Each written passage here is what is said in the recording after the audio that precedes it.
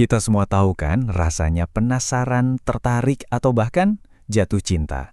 Tapi pernah kebayang nggak kalau emosi-emosi dasar manusia ini justru bisa dijadiin senjata? Nah, di pembahasan kali ini kita bakal ngupas tuntas soal wabah digital yang nyebarnya bukan lewat udara, tapi lewat baris subjek email. Modalnya cuma satu kata sederhana yang bisa memanipulasi psikologi kita. Coba dibayangin, cuma satu email. Bukan dari hacker canggih atau kelompok kriminal terorganisir, tapi dari sebuah pesan yang kelihatannya manis banget. Sebuah pesan yang ngejanjiin sesuatu yang kita semua pengen dengar. Nah, pertanyaan inilah yang dalam sekejap berubah jadi mimpi buruk di awal milenium baru. Oke, kita mundur sedikit ya ke akhir tahun 90-an.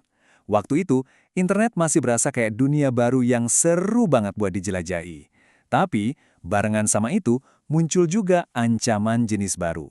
Ancaman yang nggak perlu susah-susah dobrak pintu, tapi justru kita sendiri yang undang masuk. Ancaman ini namanya virus makro. Yang bikin dia beda, virus ini tuh bukan program aneh yang berdiri sendiri.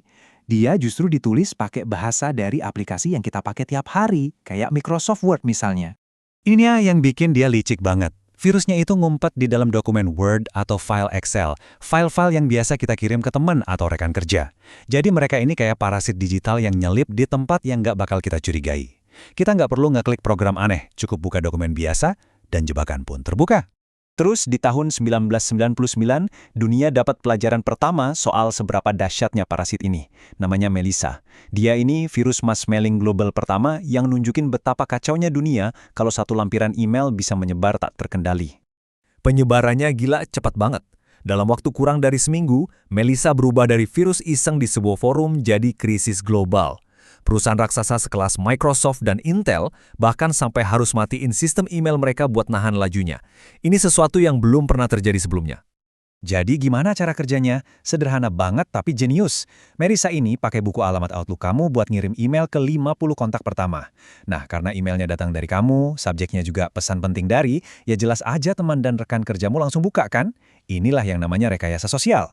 Kerugiannya, wah nggak main-main. Di Amerika Serikat aja, biaya buat bersih-bersih sistem dan kerugian produktivitasnya nyampe 80 juta dolar. Melissa jadi bukti nyata kalau sebaris kode di dunia maya bisa bikin dampak finansial yang serius banget di dunia nyata. Tapi ada bagian yang aneh nih. Selain bikin kekacauan, kalau tanggal dan menit di komputer kamu pas, si virus ini bakal nempelin kutipan dari kartun The Simpsons ke dokumen Word yang lagi kamu buka. Aneh kan?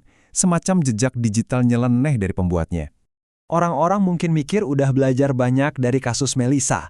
Ternyata salah besar. Cuma setahun kemudian, di bulan Mei tahun 2000, muncul ancaman baru.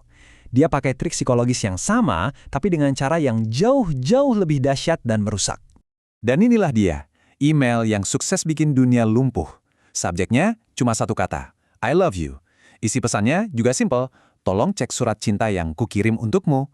Siapa coba yang nggak penasaran? Ini bener-bener contoh sempurna rekayasa sosial yang mainin emosi kita. Virus yang dijuluki Lovebug ini ternyata dibikin sama sekelompok programmer di Manila, Filipina, dari grup bernama Grammarsoft.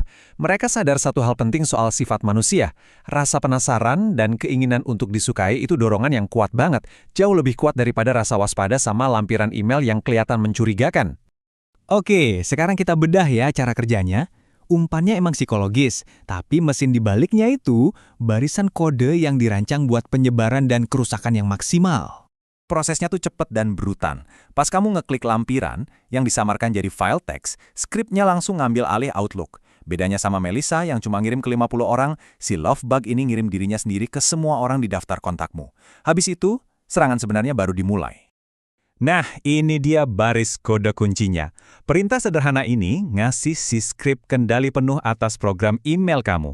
Ini tuh kayak kunci yang ngebuka pintu ke semua kontak yang pernah kamu simpan, ngubah komputer kamu jadi mesin penyebar virus itu sendiri.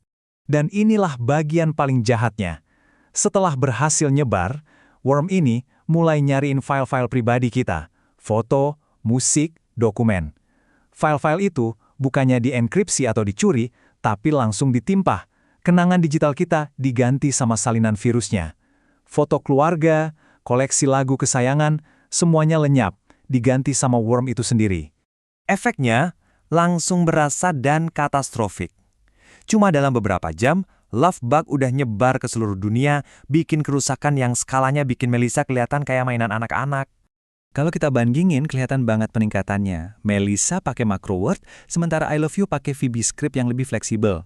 Target Melissa cuma 50 kontak, I love you nyikat semuanya. Dan yang paling parah, Melissa cuma bikin server email penuh sesak. I love you, bukan cuma itu, dia juga menghancurkan file-file pribadi kita secara permanen.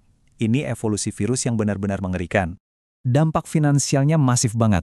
Total kerugiannya diperkirakan sampai 15 miliar dolar. Gedung parlemen, bursa saham, dan perusahaan-perusahaan besar di seluruh dunia terpaksa matiin koneksi internet mereka.